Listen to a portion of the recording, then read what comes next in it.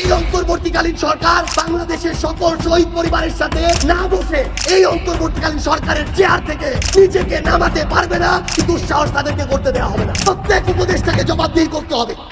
তারা শুধুমাত্র কয়েকটা ছুটি মার করার জন্য উপদেষ্টা হয় নাই।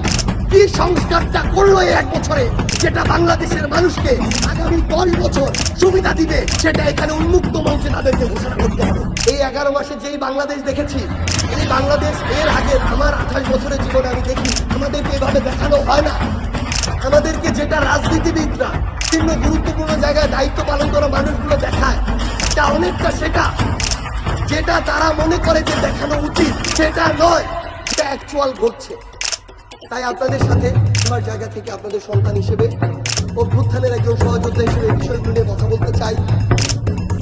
আমরা অবশ্যই খুব দ্রুত যে অন্তর্বর্তীকালীন সরকার বিচার, জুলাই সনদ এবং মৌলিক সংস্কারের সাথে সংশ্লিষ্ট সাথে বাংলাদেশের সকল শহীদ পরিবারকে একসাথে বসতে হবে, এবং এই অন্তর্বর্তীকালীন সরকার যদি এটা না করতে পারে, কি হবে না হবে এটা কথা না, এবং শহীদ পরিবার এবং আহত যোদ্ধাদের সামনে তাদেরকে ঘোষণা দিতে হবে। অ্যামেন্ড করার জন্য, ভয়ে মিডিয়া ফেস না করার জন্য, সংস্কারগুলো বুক খুলিয়ে না বলার জন্য, বড় রাজনৈতিক দলগুলোর সামনে বিড়াল হয়ে চুপসে যাওয়ার জন্য তাদেরকে উপদেষ্টা পদে বসানো হয় নাই। তাদেরকে স্পষ্ট করে বলতে হবে বাধা কোথায়। এটা বলার মতো সাহস প্রত্যেকের থাকতে হবে।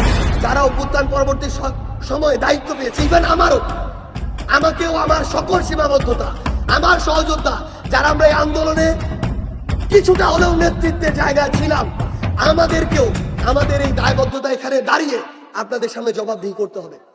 আমি সেই দিনটা দেখার অপেক্ষায়, যেদিন আমরা আমাদের শহীদ পরিবার এবং আহত যোদ্ধাদের সামনে দাঁড়িয়ে আমাদের 24শে জুলাই থেকে পরবর্তী জুলাই কিংবা পরবর্তী যেদিন বাংলাদেশে নতুন কেউ ক্ষমতায় আসবে, তার পূর্ব পর্যন্ত আমরা কি দায়িত্ব পালন করেছি, সেই জবাবদিহি যেই দিন হবে, সেই দিন দেখার আমরা অপেক্ষায়। এবং ইনশাআল্লাহ খুব দ্রুত এই বাংলাদেশে সেই দিন আসতে হবে।